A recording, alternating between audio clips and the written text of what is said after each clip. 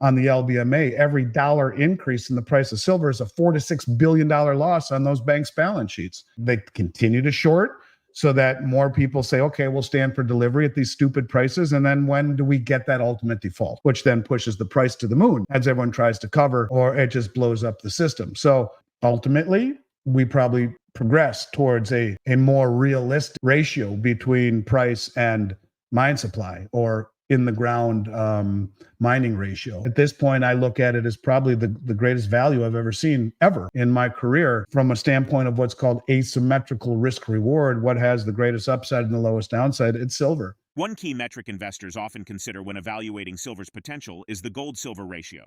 The current gold-silver ratio is around 83, significantly higher than the long-term average of approximately 63.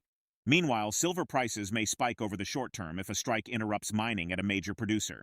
Likewise, announcing a new use of silver, such as in solar panels, will generate more buying and create upward price pressure.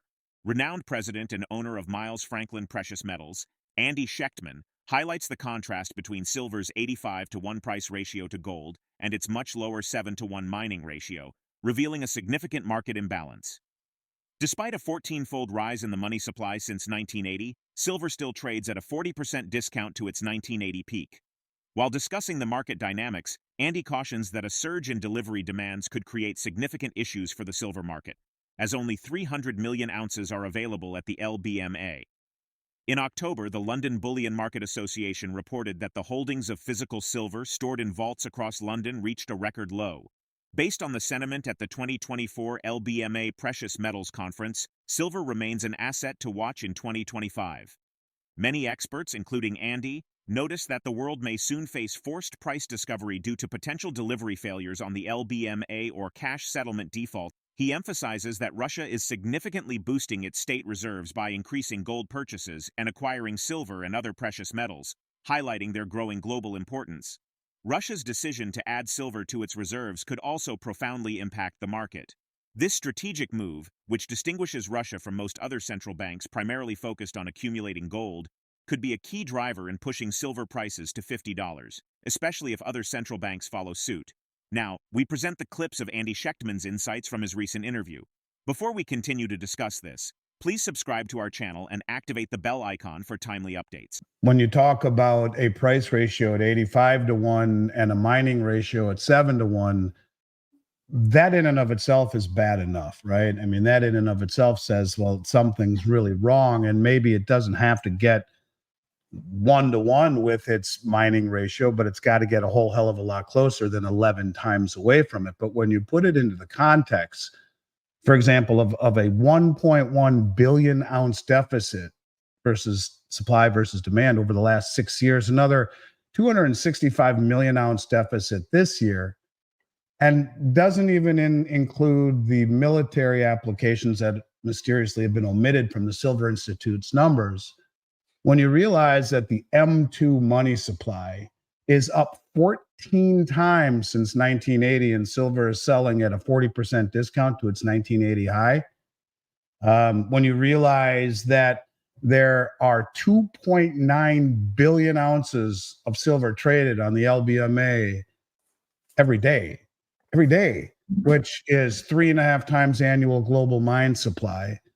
When you realize that these bullion banks that are stupid as a mud wall are short to the tune of 4 to 6 billion ounces that supposedly are available for delivery, those contracts that they sell on the LBMA over the counter market, which isn't an exchange where there's some entity that can come in and save the day. This is a 1-to-1 deal.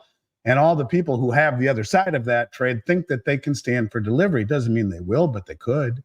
And if they do, that means there's 4 to 6 billion ounces of silver that could actually stand. And the reason that it's not for sure how many there is that it's a much more opaque market. It's a 1-to-1 market instead of an exchange like the COMEX. And so it's a lot more less transparent, if you will, than the COMEX is. But all of these people could stand for delivery, and yet there's only 300 million ounces available that is not already accounted for at the LBMA. And we don't even know how much of that is really for sale.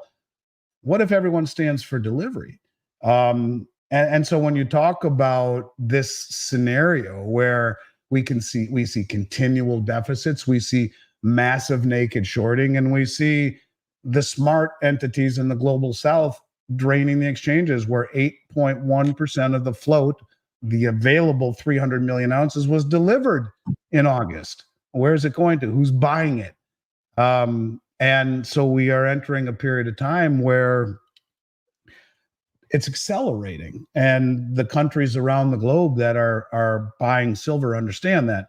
This is why I made such a big deal about China flying around Latin America buying unrefined silver in the form of bars and and concentrate, which is the byproduct sludge, and the unrefined silver bars, the doré bars that are crudely refined by the miners who then send it to the refiners. Well, China says, I'll just pay you double and take it right off your hand, and I'll ship it to China and refine it myself.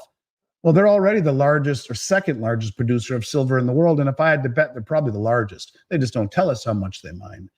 And so we are entering a period of time where I think price discovery will ultimately be forced upon the world through some form of a issue where a failed delivery on the LBMA, which could, catalyze a massive spike in the price of silver, or something like COMEX, which is a rules-based exchange, where it's written into the rules that if in the interest of the exchange, we can basically say you can't get delivery, and we're just going to cash settle you. Well, that's a default. So could that happen? Yeah, why not? We're seeing all of these things progress and accelerate, and we're seeing countries accelerate their acquisition of silver. We see Russia being the first nation to openly admit it will be part of their state fund, and are dedicating money to accumulate not just gold, which the number that they talked about, Russian finance ministry has announced plans to exponentially increase its gold purchases, raising the daily acquisition from 1.12 billion rubles to 8.2 billion rubles for the next month. So, that's not just gold. They're doing it now with silver and with platinum and palladium, but they're making it part of a state-backed admission. Fundamentally, AndySchectman points out that the impressive 40-year cup and handle formation is a highly bullish indicator in silver. He expresses concern that rampant naked shorting and a lack of true price discovery make the market resemble a Ponzi scheme. Ultimately, he believes that fundamental supply and demand factors will drive a significant shift in the market, regardless of current irrationality. Simultaneously, the silver market grapples with a growing supply deficit, marking the third consecutive year where global demand has outstripped supply. The persistence of this trend into 2024 suggests a deepening of the deficit, amplifying concerns about long-term sustainability. While reflecting on the market shift, Schectman expresses concern that rampant naked shorting and a lack of true price discovery make the market resemble a Ponzi scheme. Let's get back to the interview. And all Well, of a look sudden, at the cup and handle in silver, man. It's huge. The 40-year cup and handle in silver is unlike anything I've ever seen. Yep. I mean, look at the cup and handle formation in silver. If you pull up a chart, it's enormous, and it's about 40 years long, which means it's very mature. And for those people who don't know technical analysis, it's one of the most bullish technical indicators of all time. So you see the cup and handle formation in both gold and silver, maybe even stronger in silver. And again, the only reason these countries aren't bitching is because they're the ones buying it. They're the ones knowing they've got the West over a barrel. You do not need to send, cruise missiles into the U.S. to fight the U.S. to beat them. You just need to beat them at their own game in a lawful manner, and that stand for delivering all the world's commodities. And that's what they're doing. And they're beating us because of our own stupidity, which is suppressing a market that no one ever stood for delivery. They are now. And that's how you win a game that is transitioning from opaque debt promises to commodity-backed ecosystem, which we certainly are, it seems like. So that'll all change when there is a non-delivery event, or there is a cash settlement event, or something that triggers the rest of the world to understand that price discovery on the West is a joke. And you look, for example, look at the difference between COMEX, which is rehypothecated 15, 16, 1700%, meaning 17 people all think they own the same, all have a contract and think they have claim to it. But if one person says, give it to me, and gets it, what happens to the other 16? Well, that's cash settled. But you look at the the Shanghai Metals Exchange as an example. In order to trade a bar on the Shanghai Metals Exchange, you have to first buy a bar from one of the 6 or 7 pre-approved refineries who will give you that bar, and then they laser inscribe a serial number on it that is associated with the contract, and that inspires confidence and credibility. We don't have anything like that on COMEX. It's just completely, totally sold over and over and over and over and over again because most of the people don't stand for delivery. So we'll cash settle if we're Bank of America or JP Morgan or whatever, and no one will ever know until people say, give it to me. And that's what happened to Bernie Madoff. Same thing. It's a Ponzi scheme until it's a business until it is discovered as a Ponzi scheme.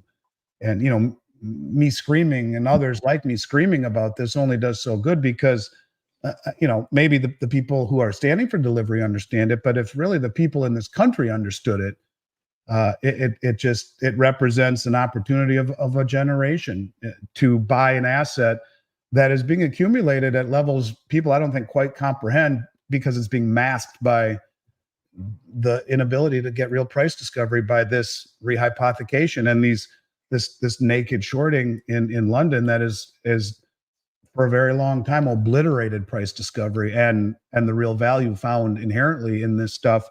It's not lost on India or China or Russia or Saudi Arabia or the other countries who are using it against us, but it really truly is, in my book, in my mind, an opportunity of a generation, one that you will not find very often. Look at the fundamentals, price, demand, supply, lack of supply, errors in reporting of supply, rehypothecation, massive naked shorting, all of this stuff, and accumulation by half the world using that against us. This is a rare opportunity. Either you take it or you think I'm talking my book. That's up to you. But I'll just simply tell you, I've never seen anything like it. I think it's a bet that I would be willing to take if you have a time horizon that's not too long down the road, but markets can stay irrational longer than we can stay solvent. That's true. In the end, mathematics will win this. This is all about math. It's all about logic. It's all about economics. And in the end, that will all prevail. Don't know how it plays out or what triggers it, but I'd be comfortable taking that bet. Gold is the hot topic of the year as it continues to reach new heights, but silver is actually quietly notching greater gains than its more loved precious metals counterpart. As global forces begin to influence the precious metals markets more aggressively, how do you think silver's role will evolve in the near future? And could it reach new heights due to these dynamics? Drop your thoughts in the comment section below. If you find this video informative, don't forget to support our channel and turn on notifications to stay informed about our latest videos. See you in the next video.